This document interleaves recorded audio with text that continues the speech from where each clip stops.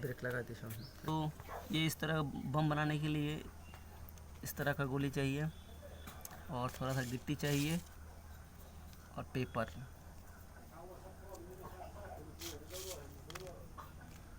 सबसे पहले इसको इसमें रखना है इस तरह, ऊपर से ये गोली रखना है,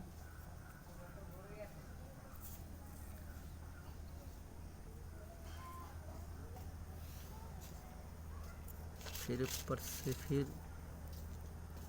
गिट्टी रखना है,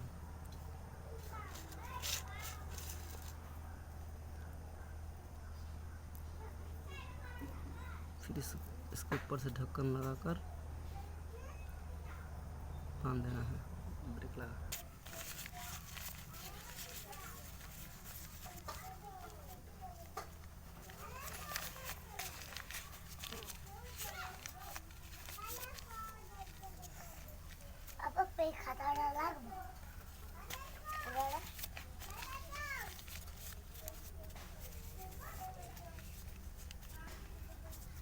बस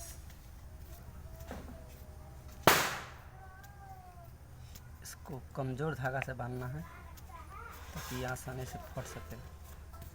मजबूत धागा से बांधने से फटेगा नहीं।